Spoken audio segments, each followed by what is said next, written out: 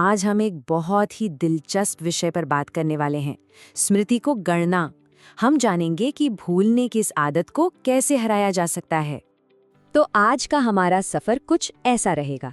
पहले हम समझेंगे कि हमारा दिमाग चीजों को याद क्यों नहीं रख पाता, फिर देखेंगे कि सीखने के सही और गलत तरीके क्या हैं, और आखिर में हम कुछ ऐसे जबरदस्त टूल्स के बारे में बात करेंगे जो हमें बेहतर तरीके से सीखने में मदद कर सकते हैं।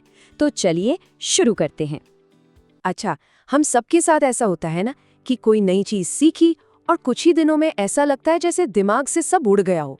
तो चलिए आज इसी पहेली को सुलझाते हैं कि आखिर ऐसा होता क्यों है।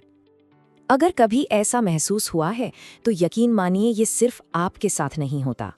ये एक बहुत ही आम बात है और हाँ, इसके पीछे बाकायदा एक वैज्ञानिक वजह है। और इस कहानी का विलन है द फॉरगेटिंग कर्व। देखिए, ये कोई पर्सनल फेलियर नहीं है, मतलब हमारी याददाश्त कमजोर है, ऐसा नहीं है। ये एक साइंटिफिक फैक्ट है। ये कर्व हमें यही बताता है कि कोई भी नई जानकारी हमारे दिमाग से कितनी तेजी से गायब हो जाती है अगर हम उसे याद रखने की कोई खास कोशिश ना करें। और मजे की बात यह है कि ये कोई आज की खोज नहीं है। सोचिए, 1885 में हरमन एबिंगहॉस नाम के एक साइंटिस्ट ने खुद पर एक्सपेरिमेंट करके ये बात साबित कर दी थी। और तो और 2015 में भी एक स्टडी ने उनके नतीजों को सही पाया। तो मतलब ये एक असली नापी जा सकने वाली चीज है। तो सवाल ये उठता है कि हम इस फॉरगेटिंग कर्व का शिकार बनते ही क्यों हैं? इसका जवाब छिपा है हमारे सीखने के तरीकों में। देखिए, मोटे तौर पर सीखने के दो तरीके हैं। एक है पैसिव लर्निंग, मतलब बस वीडियो देख लिया या किताब पढ़ ली। इसमें मेहनत कम लगती है और इसीलिए इससे सीखी हुई बात ज्यादा देर तक याद भी नहीं रहती। और दूसरा है एक्टिव लर्निंग, जहां हम दिमाग लगाते हैं, सवाल पूछते हैं और खुद को टेस्ट करते हैं। और यही वो तरीका है जिससे ज्ञान सच में दिमाग में बैठता है। बिल्कुल जैसा कि यहाँ लिखा है, सिर्फ वीडियो देखते रहने या पढ़ते रहने से हमें लगता है कि हम कुछ सीख रहे हैं, पर असल में वो बस एक धोखा है। असली नॉलेज बनाने के लिए एक सिस्टम चाहिए। तो अगर फॉरगेटिंग कर्व हमारी कहानी का विलन है, तो हीरो कौन है? हीरो है एक्टिव रिकॉल, यानी एक्टिवली याद करने की कोशिश करना। एक्टिव रिकॉल का सीधा सा मतलब है दिमाग पर जोर डालकर जानकारी को याद करना, ना कि बस पन्ने पलटकर दोबारा पढ़ लेना। जब हम ऐसा करते हैं ना, तो दिमाग के अंदर जो न्यूरल कनेक्शंस होते हैं वो मजबूत होते हैं और इसी वजह से वो जानकारी लंबे समय तक टिकी रहती है।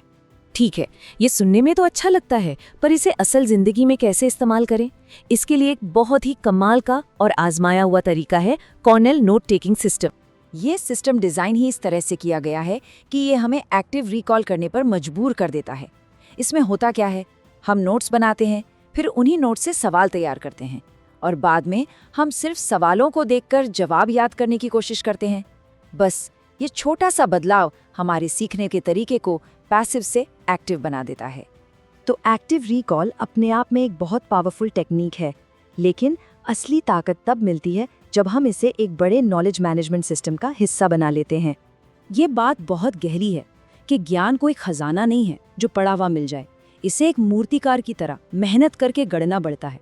हाँ, इसमें मेहनत जरूर लगती है, पर जो चीज़ बनती है वो हमेशा के लिए हमारी हो जाती है। आज की डिजिटल दुनिया में इसका मतलब है एक सेकंड ब्रेन बनाना। ऑब्सिडियन जैसे कुछ टूल्स हैं जो हमें अपने ही कंप्यूटर पर एक पर्सनल नॉलेज बेस बनाने में मदद करते हैं। और सबसे अच्छी बात, सारा डेटा हमारे अपने कंट्रोल में रहता है, किसी और कंपनी के सर्वर पर नहीं। तो ये दिखता कैसा है? ये देखिए, एक बहुत ही सिंपल लेकिन असरदार फोल्डर स्ट्रक्चर।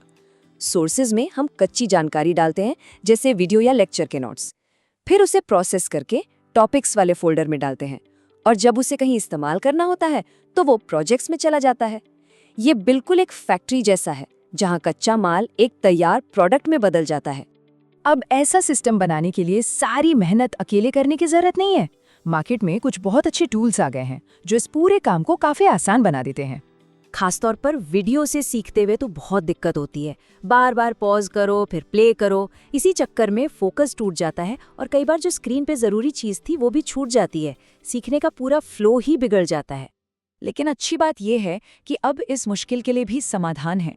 जैसे होवर नोट्स से आप स्क्रीन पर दिख रहे डायग्राम या कोड का स्क्रीनशॉट ले सकते हैं।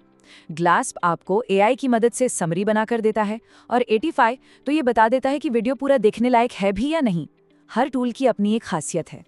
तो अपने लिए सही टूल कैसे चुने? बस 3 सवाल पूछिए। पहला, क्या ये स्क्रीन पर दिख रही जरूरी चीजों को सेव करता है?